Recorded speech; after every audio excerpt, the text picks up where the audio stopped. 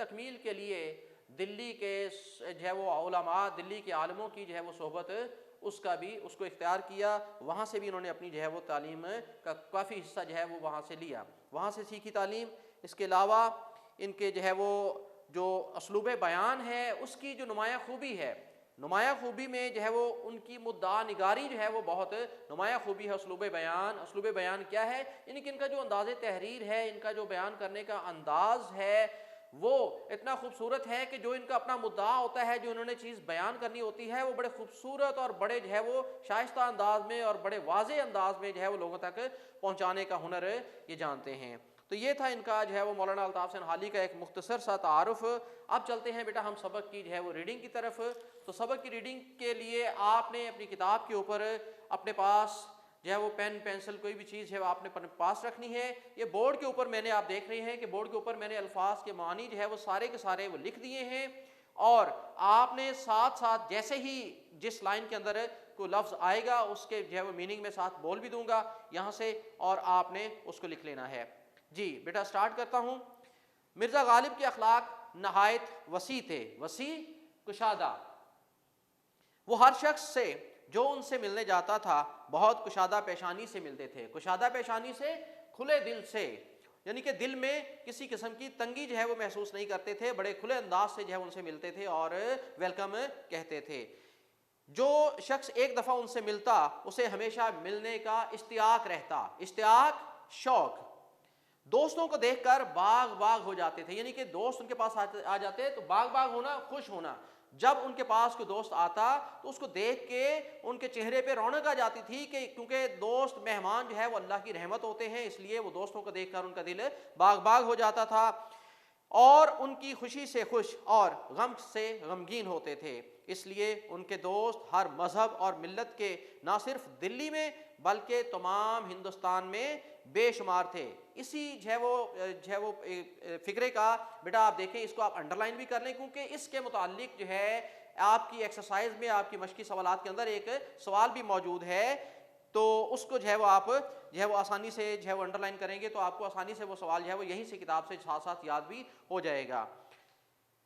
जो खतूत उन्होंने अपने दोस्तों के लिखे हैं उनके एक एक हर्फ से मेहरो मोहब्बत, गमख्वारी व यगानगत टपती है। यगानगत कहते हैं एक होने को, इत्तफाक, इत्तहाद, मेहरो मोहब्बत खलूस और मोहब्बत, और गमख्वारी गम बांटना, गमख्वारी गम बांटना।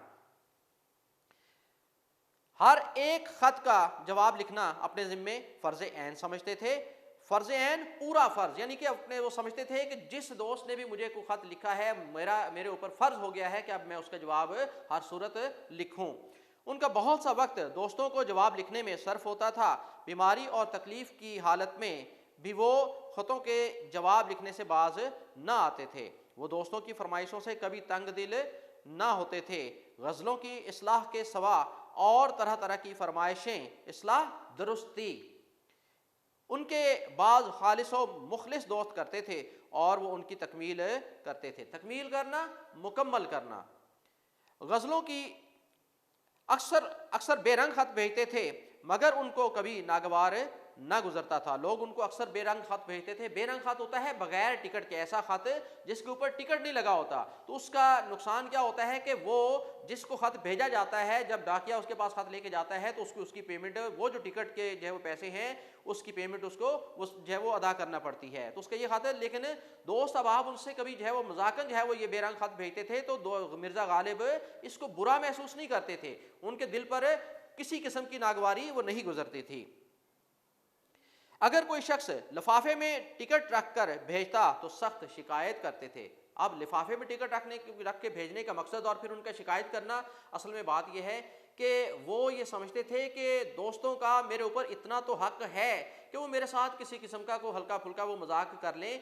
तो अगर उन्होंने बेरंग खत भेज दिया तो जाहिर सी बात है किसी जो है वो मजाक के तहत, किसी शरारत के तहत किसी ने किया तो उससे बुरा मानने की ज़रूरत नहीं। लेकिन अगर कोई शख्स लिफाफे में खत जो है वो उस लिफाफे के अंदर टिकट रख के भेजता तो उसका मकसद ये था कि मिर्ज़ा उनसे शिकायत करते कि क्या मुझे इस काबिल भी नहीं समझा कि मैं आपके ख़त का जवाब दे सकूं और उसके ऊपर 2-4 आने का टिकट लगा सकूं। तो आपने टिकट रख के मुझे जो है वो इसके लिए जो है वो, इसका मतलब है मुझे इस काबिल नहीं समझा आपने।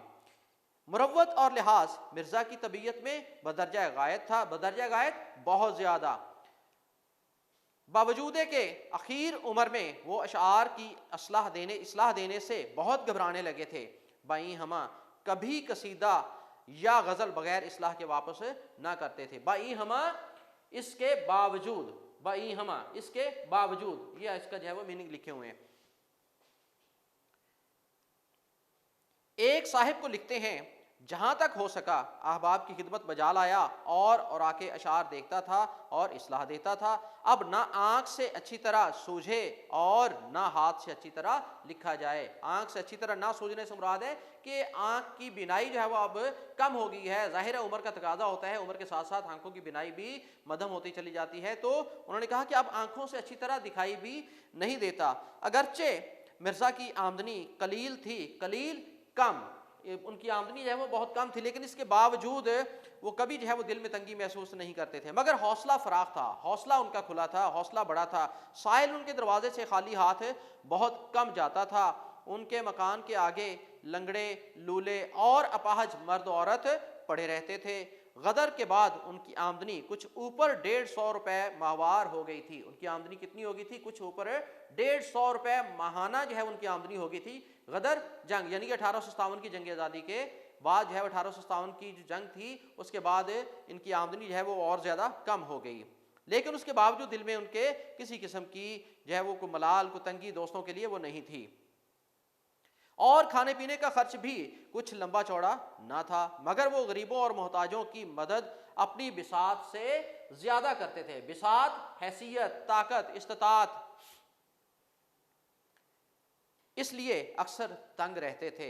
मिर्जा अपने दोस्तों के साथ जो गर्दिशे रोजगार से बिगड़ गए थे नहायत शरीफाना तौर से सलूक करते थे। दिल्ली के अमायद मुअज़्ज़िज़ीन, अमायद कहते हैं जी मुअज़्ज़िज़ीन को, दिल्ली के अमायद में से एक साहब जो मिर्जा के दिली दोस्त थे और 1857 के बाद उनकी हालत सकीम हो गई थी, सकीम, कमजोर। एक रोज छींट का फरगल पहने, छींट कहते हैं जी एक कपड़ा होता है, फूलदार कपड़ा जो है वो हल्का कपड़ा होता है, मामूली सा कपड़ा होता है जो कि कम हैसियत का होता है। मिलने आए। मिर्जा ने कभी उनको मालिदा या जामावार वगैरह चोगों के सिवा, जामावार भी एक कपड़ा है, बहुत कीमती कपड़ा, फूलदार छींट होता है, ये जो है उससे ज्यादा कीमती होता है, वगैरह चोगों के सिवा अक्सर ऐसा हकीर कपड़ा पहने नहीं देखा था। छींट का फरगल उनके बदन पर देखकर दिल भर आया। उनसे पूछा, ये छींट आपने कहाँ से ली? मुझे इसकी वजह बहुत ही भली मालूम होती है, वजह बनावट, शक्ल सूरत। आप मुझे भी फरगल के लिए ये छींट मंगवा दें। उन्होंने कहा, ये फरगल आज ही बनकर आया है। फरगल कहते हैं लंबी कमीज, लंबा जो है वो कपड़ा, लंबी जो है वो कमीज को फरगल कहा जाता है। ये फरगल आज ही बनकर आया है, मैंने इसी वक्त इसको पहना है। अगर आपको पसंद है तो यही हाजिर है। मिर्जा ने कहा, जी तो यही चाहता है कि इसी वक्त आपसे छीन कर पहन लूं, मगर जाड़ा शिद्दत से पड़ रहा है, जाड़ा, सख्त सर्दी। आप यहां से मकान तक क्या पहन कर जाएंगे? फिर इधर उधर देखकर खोंटी पर से अपना मालिदा का नया चोगा उतार कर उन्हें पहनाया और इस खूबसूरती के साथ उनको वो चोगा नजर किया। ज़राफ़त मिजाज में इस कदर थी कि अगर आपको बजाय हवाने नातिक के हवाने ज़रीफ़ कहा जाए तो बजा है। ये यहाँ भी बेटा इसको भी अंडरलाइन कर लें, इस लाइन को भी अंडरलाइन करें, क्योंकि ये भी आपकी एक्सरसाइज का सवाल है। आगे चल के जब हम जो है इसकी मश्क़ी सवालात करेंगे तो उसमें आपको पता चल जाएगा कि इसका जवाब है। इसका सवाल क्या है कि मिर्ज़ा गालिब के मिजाज की ख़ास खूबी क्या थी?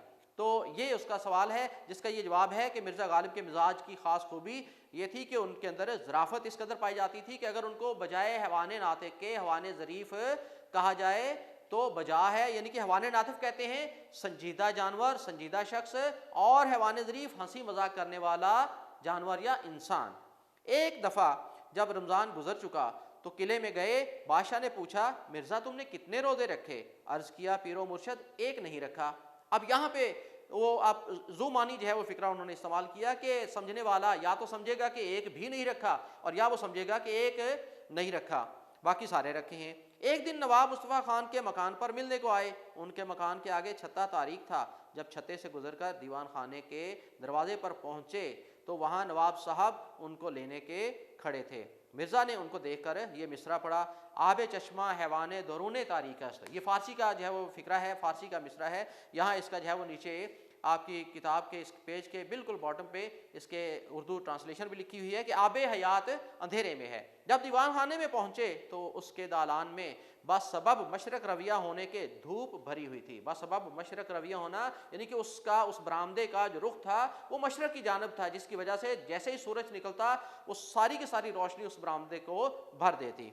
मिर्ज़ा ने वहाँ ये मिसरा पढ़ा, ई खाना हमा आफ्ताब अस्त। ये घर सारे का सारा सूरज है, यानी कि सूरज इस घर पे नहीं आया बल्कि ये घर खुद ही सूरज की जो है वो मानिंदे महसूस हो रहा है, इतनी जो है वो वहाँ पे धूप थी।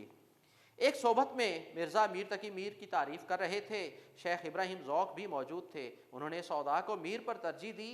मिर्ज़ा ने कहा, मैं तो तुमको मीर ही समझता था, मगर अब मालूम हुआ कि आप सौदाई हैं। यहाँ पे उनका हल्का फुल्का मज़ाहिया अंदाज, मजाह करने का उनका यहाँ पे ये अंदाज एक चुटकुला सा उन्होंने जो है वो पेश किया। वो जो है वो जब शेख इब्राहिम ज़ौक़ ने कहा कि मैं तो तुमको जो है वो मीरी समझता था, तो क्या हुआ, मीरी जो है वो यानी कि आप तो मीर तक मीर के फॉलोअर हैं, उनके जो है वो पैरोकार हैं, लेकिन जब आपने सौदा के बारे में, सौदा के हक में बात की तो मुझे लगा कि आप सौदाई, अब सौदाई के अगर लफ्ज़ी मानी देखे जाए तो वो दीवाना या पागल होता है। तो यहाँ पे उन्होंने मज़ाहिया अंदाज में जो है वो उनको मज़ाह भी किया।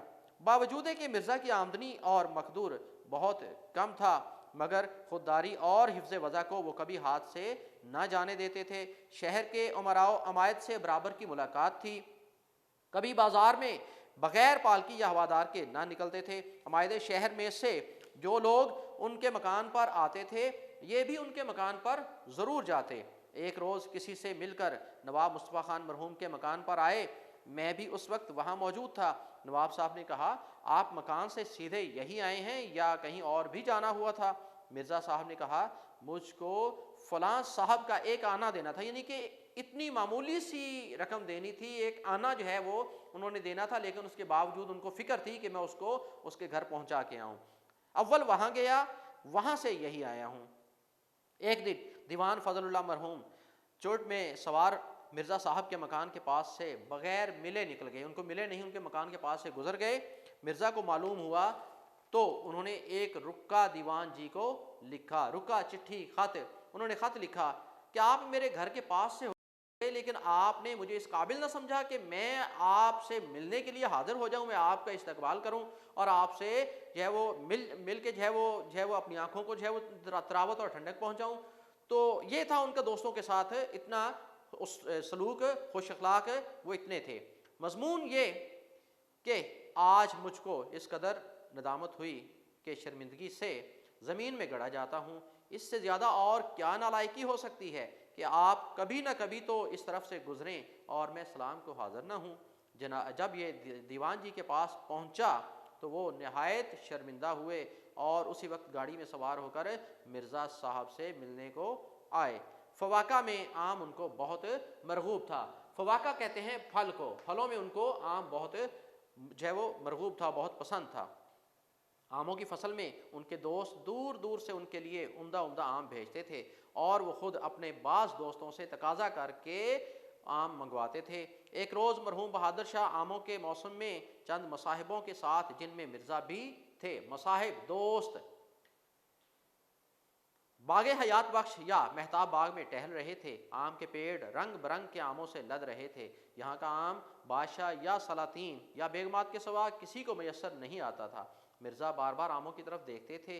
बादशाह ने पूछा, मिर्ज़ा इस कदर गौर से क्या देखते हो? मिर्ज़ा ने हाथ बांध कर अर्ज़ किया, इसको देखता हूँ कि किसी दाने पर मेरा और मेरे बाप दादा का नाम भी लिखा है या नहीं। यानी कि वो चूँकि बादशाह जो है वो सलामत का जो वो बाग था और वहाँ के जो फल थे, वहाँ का जो आम था, जो कुछ भी वहाँ पे लगा हुआ था, वो वहाँ की जो है वो सलातीन, वहाँ की जो बेगमात और जो उसके जो है वो अपने ख़ानदान के लोग होते थे, उसके सिवा किसी को वो मैसर नहीं आता था। तो इसलिए मिर्ज़ा के दिल में हसरत थी कि यहाँ से, चूँकि आम के शौकीन भी थे और ये हसरत थी कि कहीं ये यहाँ से हमें भी जो है वो कुछ मिल जाए खाने को तो हम उसको गनीमत समझेंगे। तो इस तरह उन्होंने तंज़िया अंदाज में, मज़ाहिया अंदाज में जब उनसे ये बात की तो बादशाह मुस्कराए और उसी रोज़ एक बहंगी उम्दा उम्दा आमों की मिर्ज़ा को भिजवाई। बहंगी कहते हैं टोकरी को, पूरी एक टोकरी जो है वो भर के उनके हाँ भिजवा दी। मिर्ज़ा की नीयत आमों से कभी सैर ना होती थी। अहले शहर तोहफ़तन भेजते थे, खुद बाज़ार से मंगवाते थे, बाहर से दूर दूर का आम बतौर सौगात के आता था, मगर हज़रत का जी नहीं भरता था। नवाब मुस्तफ़ा खान मरहूम नाकिल थे कि एक सोबत में मौलाना फजल हक और दीगर अहबाब मौजूद थे और आम की निस्बत हर एक शख्स अपनी अपनी राय बयान कर रहा था। आम की निस्बत, आम के बारे में कि इसमें क्या क्या खूबियाँ होनी चाहिए। जब सब लोग अपनी अपनी कह चुके तो मौलाना फजल हक ने मिर्ज़ा से कहा कि तुम भी अपनी राय बयान करो। मिर्ज़ा ने कहा, भाई मेरे नज़दीक तो आम में सिर्फ दो बातें होनी चाहिए, मीठा हो और बहुत हो। ये बात सुनने के बाद सब हाजरीन जो है वो हंस पड़े। तो ये था बेटा, और इस किताब का, इस जो है वो सबक का माखज़ जो है जिस किताब से ये लिया गया है वो है बेटा यादगार गालिब। तो ये था आज का सबक जिसकी हमने जो है वो रीडिंग की और उसके अल्फाज मानी लिखे। इसके साथ साथ हमने इसके मुसन्निफ़ का जो है वो तारफ़ जो कि मौलाना अल्ताफ़ सिंहाली, वो तारफ़ भी पढ़ा, उसके MCQs भी आपने जो है वो बना लिए। तो इंशाल्लाह अगले जो है वो अगला जो हमारा टॉपिक होगा वो होगा इसकी एक्सरसाइज, इसके मशक़ी सवालात और इस सबक का खुलासा होगा। तो इंशाल्लाह अगले जो है वो टॉपिक के साथ फिर आपसे मुलाकात होगी। तो इंशाल्लाह फिर जो है वो उस सबक को मुकम्मल करेंगे।